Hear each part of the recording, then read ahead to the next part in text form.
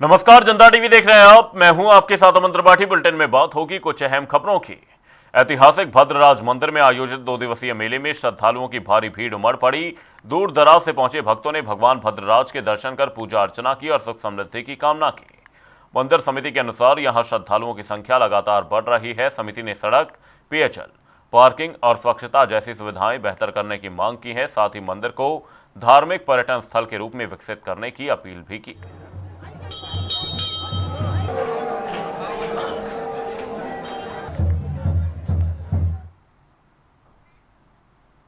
उत्तरकाशी के डूंडा क्षेत्र में गुलदार की सक्रियता बढ़ने से ग्रामीणों और स्कूली बच्चों में दहशत है। दरअसल खट्टू खाल गांव में खेतों में काम कर रही बालिका ऋषिता पर गुलदार ने हमला कर उसे घायल कर दिया था, जिसके बाद से इलाके में वन विभाग ने 4 विशेष टीमें तैनात की हैं। वहीं प्रभावित इलाकों में 24 घंटे गश्त की जा रही है। साथ ही लाउडस्पीकर से मुनादी और पटाखों के जरिए गुलदार को आबादी से दूर रखने का प्रयास किया जा रहा है, जबकि बच्चों को सुरक्षित स्कूल पहुंचाने में भी मदद की जा रही है। काशीपुर के बरखेड़ा पांडे गांव में स्मार्ट मीटर लगाने को लेकर बिजली विभाग और ग्रामीणों के बीच विवाद का मामला सामने आया है। ग्रामीणों का आरोप है कि बिजली चोरी की तहरीर में 5 साल पहले मृत हो चुके नसीम अहमद का नाम दर्ज कर दिया गया। वहीं मामले से नाराज भारतीय किसान यूनियन के कार्यकर्ता ITI थाने पहुंचे और मुकदमा वापस लेने की मांग की। वहीं ग्रामीणों ने बिजली विभाग और पुलिस पर बिना जांच कार्रवाई करने का आरोप लगाया है। मामला है 12 तारीख को, इसी 12 अगस्त को बरखेड़ा पांडे में SDO महक मिश्रा हैं, वो पूरे दलबल के साथ आती हैं और स्मार्ट मीटर जो लगा रहे हैं इस समय, और जो लोगों के लगे हुए हैं पहले से दूसरे मीटर, उन्हें उखाड़ कर स्मार्ट मीटर लगाने के लिए दबाव बना रही थी। अब वहां पर जब लोगों ने भी, वहां 200-400 लोग इकट्ठा हुए गांव के, तो उन्होंने मना किया। तो वहां पर उन्होंने 1-2 घरों में तो पहले जबरदस्ती घुसे, वहां विधवा औरत थी और उनके वहां गई भी। बाद में उन्होंने क्या किया कि यहाँ FIR दर्ज करवाई, और FIR दर्ज करवाई कि नसीम मोहम्मद जो है, नसीम अहमद और उनके परिवार ने हमें सरकारी काम डालने में बाधा डाली करने में। और मैं आपको बताऊं कि नसीम अहमद को खत्म हुए 5 वर्ष हो गए। मतलब जो व्यक्ति 5 वर्ष पहले खत्म हो गया, वो कैसे सरकारी काम में बाधा डाल सकता है। देहरादून में Asian open short track speed skating trophy 2026 कार्यक्रम में मुख्यमंत्री पुष्कर सिंह धामी शामिल हुए। उन्होंने कहा कि राज्य सरकार खेल और खिलाड़ियों को बढ़ावा देने के लिए लगातार काम कर रही है। नई खेल नीति लागू होने से खिलाड़ियों को बेहतर अवसर मिल रहे हैं। प्रदेश में खेल अवस्थापना सुविधाओं का तेजी से विस्तार किया गया है। मुख्यमंत्री ने कहा कि उत्तराखंड अब राष्ट्रीय और अंतर्राष्ट्रीय खेल प्रतियोगिताओं के आयोजन का केंद्र बन रहा है। मुझे बेहद खुशी हो रही है, विशेष रूप से देश से आए हुए, विदेश से आए हुए सभी खिलाड़ियों का। मैं देवभूमि उत्तराखंड में हृदय से आप सबका स्वागत करता हूं। I extend a very warm welcome to all the players, coaches and officials who have come from different countries across the world participate in this competition. It is my great pleasure to welcome you all to the scared land of the देवभूमि उत्तराखंड। आज का दिन न केवल उत्तराखंड के लिए बल्कि पूरे भारत के लिए खेल के इतिहास के एक स्वर्णिम दिन के रूप में जाना जाएगा। हमारे लिए ये बेहद गर्व का विषय है कि उत्तराखंड को Asian open short track speed skating trophy जैसी प्रतिष्ठित अंतर्राष्ट्रीय आयोजन की मेजबानी की जिम्मेदारी मिली है। मैं इस भव्य आयोजन के लिए और इस आयोजन का साक्षी बनने के लिए वैश्विक स्तर की शीतकालीन जो खेल स्पर्धा है उसकी मेजबानी करने में हमारा देश और हमारा उत्तराखंड पूरी तरह से समर्थ है और सक्षम है। जैसा कि आप सभी जानते हैं, खेल सीमाओं से परे जाकर पूरे विश्व को एक सूत्र में बांधने का काम करता है और मुझे विश्वास है कि इस सफेद बर्फीले मैदान पर हो रहा आयोजन विश्व को शांति का संदेश देगा। मुझे बताया गया कि इस प्रतियोगिता में एशिया के 14 देशों से लगभग 300 खिलाड़ी भाग ले रहे हैं। मुझे पूरा विश्वास है आप सभी न केवल इस मैदान पर अपनी प्रतिभा, अपने अनुशासन के बल नया रिकॉर्ड बनाएंगे, बल्कि अपने व्यवहार से एक अनूठी मिसाल भी यहाँ पर पेश करेंगे। मैं इस आयोजन से जुड़े हुए सभी आयोजकों को, प्रशिक्षकों को, तकनीकी अधिकारियों को बधाई देता हूँ, जिन्होंने इस आयोजन को सफल बनाने के लिए बहुत मेहनत की है, तैयारी की है। उनकी जितनी प्रशंसा की जाए उतनी कम है। साथियों, आज आदरणीय प्रधानमंत्री श्री नरेंद्र मोदी जी के नेतृत्व में हमारा देश आज खेलों के क्षेत्र में नई ऊंचाइयों को छू रहा है और प्रत्येक क्षेत्र आज आकाश चूम रहा है। खेल के क्षेत्र में भी प्रधानमंत्री जी के नेतृत्व और उनके दूरदर्शी सोच के कारण से आज पूरी तरह से बदल गया है। खेलो इंडिया, फिट इंडिया मूवमेंट जैसे अभियानों ने देश के कोने कोने में नई खेल संस्कृति को प्रोत्साहित किया है। अब केवल प्रतियोगिताएं ही नहीं, बल्कि युवा शक्ति और राष्ट्र निर्माण का महत्वपूर्ण माध्यम हमारे खेल बन चुके हैं और भारत के खिलाड़ी दुनिया के सभी मंचों पर, बड़े मंचों पर अपनी प्रतिभा का लोहा मनवाते हैं। ओलंपिक हो, एशियन गेम्स हो या कोई अन्य अंतर्राष्ट्रीय प्रतियोगिताएं हों, आज सभी में भारतीय खिलाड़ी बहुत बेहतर प्रदर्शन कर रहे हैं। माननीय प्रधानमंत्री जी के मार्गदर्शन में हमारी सरकार भी खेल संस्कृति को मजबूत करने के लिए हर संभव प्रयास कर रही है। इस दिशा में पिछले वर्ष उत्तराखंड के अंदर 38वें राष्ट्रीय खेलों का सफल और भव्य आयोजन किया गया और इस आयोजन में देवभूमि को खेल भूमि, वीर भूमि के साथ साथ देवभूमि के साथ साथ खेल भूमि के रूप में भी एक नई पहचान दिलाई है। और राष्ट्रीय खेलों के दौरान हमने केवल प्रतियोगिताएं आयोजित नहीं की, बल्कि आधुनिक विश्व स्तरीय इंफ्रास्ट्रक्चर भी मजबूत हुआ है। उसी का परिणाम है कि आज अंतर्राष्ट्रीय स्तर की प्रतियोगिताएं यहाँ हो रही है। इसके अतिरिक्त स्पोर्ट्स लीगेसी प्लान भी लागू करने की दिशा में हम आगे काम कर रहे हैं, जिसमें हजारों विश्व स्तरीय एथलीट खिलाड़ी एक यहाँ पर ट्रेनिंग ले सकेंगे। अच्छी उनकी व्यवस्था हुई है। हमारा प्रयास है कि उत्तराखंड के सभी प्रतिभाओं को अच्छा मंच मिले, खिलाड़ी राष्ट्रीय अंतर्राष्ट्रीय स्तर पर अपनी पहचान बनाएं। इसी क्रम में जहां स्पोर्ट्स यूनिवर्सिटी और महिला स्पोर्ट्स कॉलेज दोनों ही हमारे निर्माण की ओर तेजी से आगे बढ़ रहे हैं। वहीं मुख्यमंत्री पुष्कर सिंह धामी ने खटीमा कैंप कार्यालय में जनता और जनप्रतिनिधियों से मुलाकात कर उनकी समस्याएं सुनी। सीएम ने अधिकारियों को शिकायतों का प्राथमिकता के आधार पर त्वरित, पारदर्शी और गुणवत्तापूर्ण समाधान करने के निर्देश दिए। उन्होंने कहा कि जनसेवा सरकार का मूल उद्देश्य है और लोगों को अपनी समस्याओं के लिए कार्यालयों के चक्कर न लगाने पड़े। फिलहाल सरकार सरलीकरण, समाधान और संतुष्टि के मंत्र पर काम कर रही है।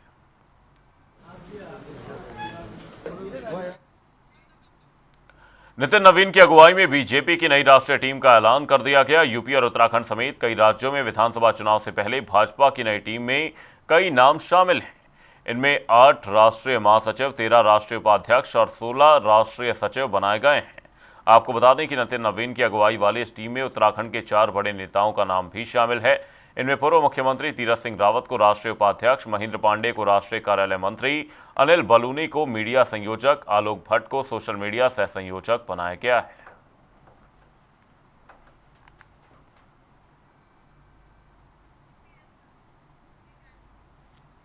उत्तराखंड बीजेपी में अंदरूनी नाराजगी की चर्चाएं एक बार फिर से तेज हो गई हैं। चोपटा खाल विधानसभा क्षेत्र के स्थानीय लोगों और कार्यकर्ताओं ने कैबिनेट मंत्री सतपाल महाराज के खिलाफ नाराजगी जताई। कुछ लोग अपनी शिकायत लेकर बीजेपी प्रदेश कार्यालय पहुंचे और प्रदेश नेतृत्व के सामने अपनी बात रखी।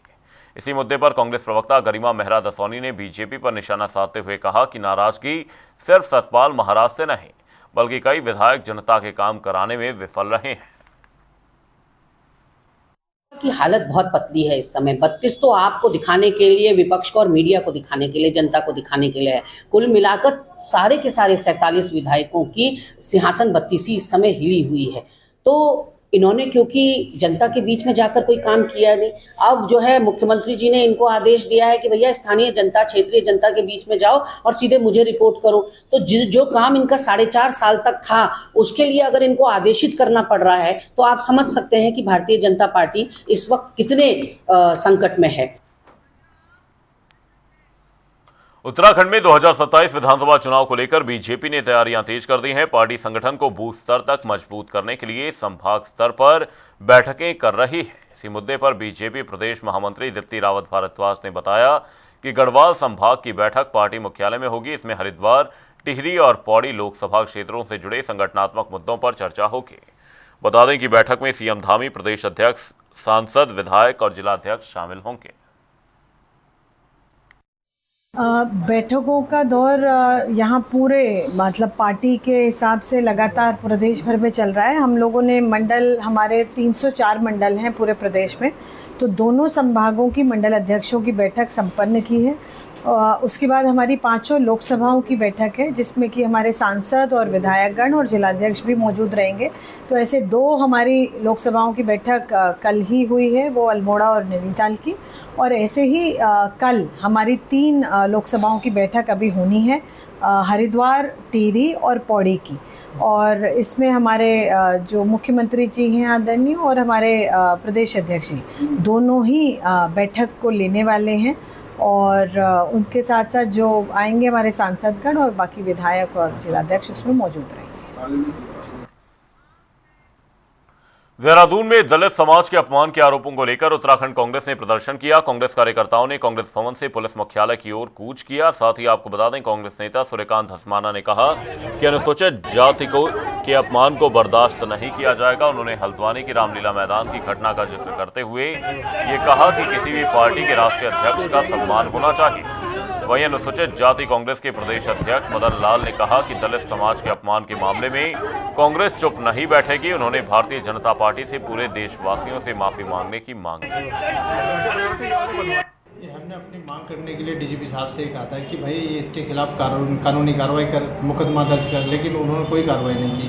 उसके खिलाफ हमने आज डीजीपी घेराव करने की वो किया है, घेराव करके उन्हें संदेश दिया है कि दलितों के अपमान नहीं होगा, और अगर आप कानूनी कार्रवाई नहीं करते, मुकदमा नहीं दर्ज करते, तो हम देश भर में फिर आंदोलन चलाने का काम करेंगे। देखिए, हल्द्वानी में जिस तरीके से हमारे जो राष्ट्रीय अध्यक्ष मल्लिकार्जुन खड़गे जी का मंच पे आने के बाद और जिस तरीके से शुद्धिकरण कराने का काम भाजपा के लोगों ने करा, उससे कहीं ना कहीं उनकी दलित विरोधी जो मानसिकता है उसको दर्शाता है। हमारे जो एससी सेल के अध्यक्ष मदन जी, उन्होंने डीजीपी साहब से मुलाकात करी थी और उनको बोला था कि 2 दिन के अंदर इस पर कोई कार्रवाई होनी चाहिए, लेकिन अभी तक कोई कार्रवाई नहीं हुई।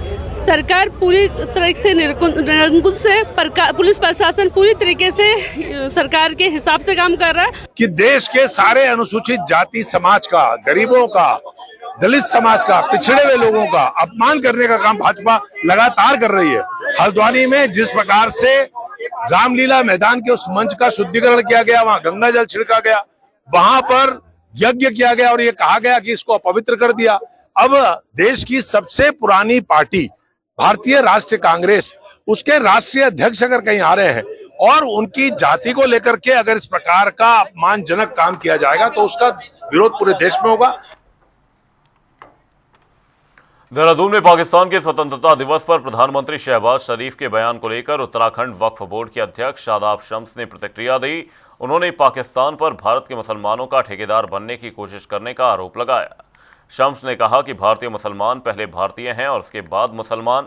उन्होंने कहा कि देश के मुसलमान संविधान और सांस्कृतिक विरासत के प्रति समर्पित हैं। साथ ही पाकिस्तान को भारत के आंतरिक मामलों से दूर रहने की नसीहत दी।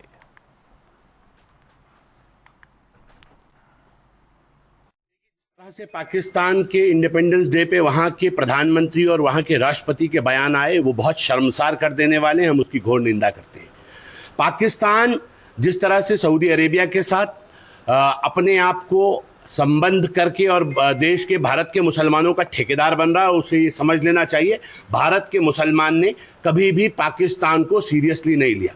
और वो जिसकी कोई आइडेंटिटी ना हो, वो देश जिसकी अपनी कोई पहचान ना हो, वो कम से कम भारत को और भारत के मुसलमानों को शिक्षा देने की बात न करे। स्वतंत्रता दिवस पर वंदे मातरम को कथित तौर पर बीच में रुकवाने के मामले ने राजनीतिक तूल पकड़ लिया है। उत्तराखंड के दर्जा प्राप्त राज्य मंत्री देशराज कर्णवाल अपने समर्थकों के साथ झबरेड़ा कोतवाली पहुंचे और सोनिया गांधी के खिलाफ पुलिस को तहरीर दी। समर्थकों ने कांग्रेस और सोनिया गांधी के खिलाफ नारेबाजी की। कर्णवाल ने कहा कि वंदे मातरम देश की पहचान और स्वतंत्रता संग्राम का प्रतीक है। उन्होंने सोनिया गांधी से सार्वजनिक माफी की मांग भी की है। देश के यशस्वी माननीय प्रधानमंत्री और देश का सर्वोच्च सदन लोकसभा में अगर कोई कानून पारित होता है, जहां जिस प्रकार पहले राष्ट्रगान हमारे लिए अनिवार्य था, उसी प्रकार अब लोकसभा ने जो देश की संसद है, उन्होंने एक कानून पारित किया कि राष्ट्रगीत को भी इसी प्रकार का उच्चारण किया जाएगा और अनिवार्य होगा। तो हमें सम्मान करना चाहिए। और ये राष्ट्रगीत जब देश की आज़ादी, देश के महान पुरुष वीर योद्धा जिन्होंने अपने प्राणों की आहुति दी, उन्होंने हंसते हंसते इस गीत को गाते हुए अपने प्राणों की को न्यौछावर इस देश पर कर दिया। तो ये आज इस राष्ट्रगीत का अपमान नहीं बल्कि पूरे राष्ट्र का अपमान है। गिज बुला सकते नहीं, सर कटा सकते हैं लेकिन सर झुका सकते नहीं। आज देश के अंदर वंदे मातरम को जो गीत, जो राष्ट्रीय गीत जो आधे जादे के मतवालों ने गाया और उसे गा गा करके आज़ादी मिली, उन अमर शहीदों को सच्ची श्रद्धांजलि दी गई संसद के अंदर। इस राष्ट्रगीत को भी राष्ट्रगान की तर्ज पर की तरजीह दे करके हमारी संसद ने, हमारे प्रधानमंत्री नरेंद्र मोदी जी ने बहुत बड़ा ऐतिहासिक काम किया है। राजधानी देहरादून में झमाझम बारिश शुरू होने से उमस भरी गर्मी से लोगों को राहत मिली है। आपको बता दें, मौसम विभाग ने देहरादून, टिहरी और पौड़ी में भारी से बहुत भारी बारिश का ऑरेंज अलर्ट जारी किया है। फिलहाल उत्तराखंड के अन्य जिलों में भी भारी बारिश का येलो अलर्ट जारी किया गया है। प्रशासन ने यात्रियों से पहाड़ी क्षेत्रों में सावधानी बरतने और नदी नालों व गाड़ गदेरों से दूर रहने की अपील की है।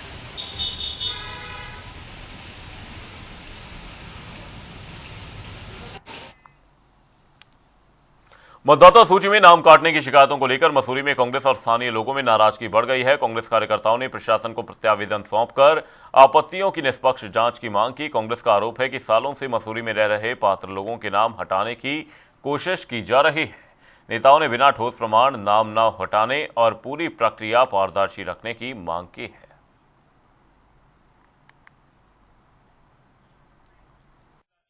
इसमें मामला क्या है भाई जी, सरासर जो है फर्जी तरीके से इन्होंने कराया, ये आपत्ति जो लगाई है। और इसी आपत्ति के चलते हुए मेरे भी नोटिस आया है, जिसमें मैंने ऊपर नाम और नंबर पूरा लिखा हुआ था। मैं एक बार कॉल करके देखते हैं। जब मैंने कॉल करा तो पता चला वो जो है फर्जी है नंबर, वो निकला तमिलनाडु का। और उसने कहा इसमें मेरा कोई हाथ नहीं है, कि इसमें मेरा कोई वो नहीं है कि योगदान की मैंने आपको नोटिस भेजा है, मेरा कोई लेना देना नहीं है।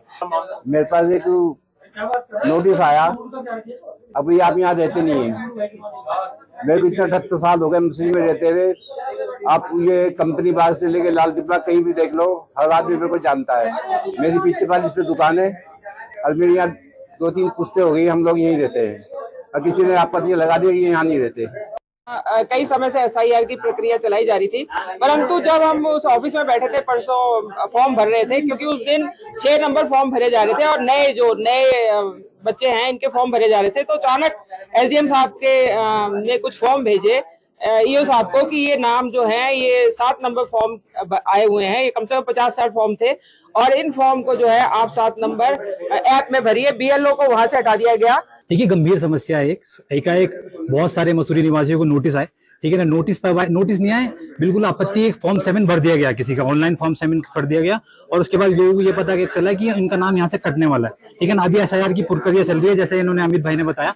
उसके अभी फॉर्म जो हमने रेक्टिफिकेशन का जो काम चल रहा था, जिसमें डॉक्यूमेंट्स गवर्नमेंट ने मांगे थे कि भाई डॉक्यूमेंट्स दो, किसी की नाम में शुद्धिकरण था, किसी के पेरेंटिंग कोई दिक्कत था, किसी का एज में दिक्कत थी, तो अभी वो प्रक्रिया एक पूरी नहीं हुई थी। उसके बाद अचानक से एकदम से BLO का फोन आया कि इतने लोगों का नोटिस फिर से आ गया। SIR में जो प्रक्रिया प्रारंभ में चल रही थी कि जो नाम के त्रुटि थी या किसी तरह के डॉक्यूमेंट पूरे नहीं थे, उसको सुविधा पूर्वक किया जा रहा था। लेकिन उसके तत्पश्चात जब फॉर्म 7 की बात आती है, आपत्ति लगाने की बात आती है, तो ऐसे लोग आपत्ति लगाते हैं जो बिल्कुल निराधार आपत्ति हैं। जब उनको फोन नंबर मिलाया जाता है तो कहीं बरेली, दिल्ली, कुछ के फोन नंबर बंद आते हैं जो रीचेबल ही नहीं है, कि जो कोई कुछ ऐसे हैं जो फोन ही नहीं उठा रहे हैं। तो एक निराधार आपत्तियों के आधार पर फॉर्म 7 को ऑनलाइन भरा जाना एक तरह से संदेह पैदा करता है कि आने वाले समय में क्या पता उन लोगों के वोटों पर किसी तरह का प्रहार किया जाए और ऐसे लोगों को मताधिकार से वंचित किया जाए। नैनीताल में पिछले 2 दिनों से लगातार बारिश जारी है, जिससे ग्रामीण इलाकों में जनजीवन प्रभावित हो गया है। फिलहाल 5 ग्रामीण सड़कें बाधित हैं, जिन्हें खोलने के लिए विभागीय टीम मौके पर लगातार काम कर रही है। मौसम विभाग ने अगले 24 घंटे में भारी बारिश की संभावना जताई है। वहीं स्थिति को देखते हुए डीएम ने अधिकारियों को अलर्ट मोड पर रहने और सड़क बाधित होने पर तत्काल कार्रवाई के निर्देश दिए हैं।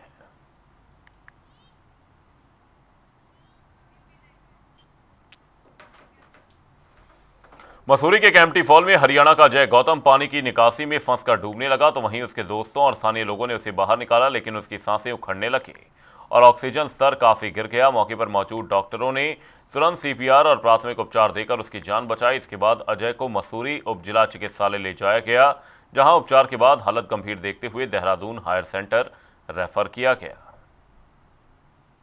नाम है अजय गौतम है, ये पानीपत के रहने वाले हैं। ये लोग यहाँ पे टूरिस्ट आ रखे थे, घूमने आ रखे थे कैंपटी की तरफ में। तो बहुत ज्यादा वैसी बरसात का वैसी आजकल टाइम है, तो ये लोग भी अपना पता नहीं क्या कर रहे थे, साथ में सारे दोस्त आ रखे थे ये लोग। अब ये जो लड़का है अजय गौतम, इसका पैर फिसला, जिसकी वजह से नीचे गिर गया, कहीं जाके डूबने लग गया था ये बेसिकली। तो अभी जब इसको यहाँ पे हॉस्पिटल में लेके आए तो इसके वाइटल्स में ऑक्सीजन काफी इसका लो आ रहा था, 70 से भी नीचे आ रहा था बल्कि। तो हमने अभी इसको जो NRBM मास्क लगाया है, तो हाई फ्लो ऑक्सीजन भी लगवाया है इसको, और साथ में H-Cot इंजेक्शन वगैरह हमने ट्रीटमेंट दे दिया उसको। बुलेटिन में फिलहाल के लिए सिर्फ इतना ही। रुकेंगे एक छोटे से ब्रेक के लिए। देखते रहिए जनता टीवी।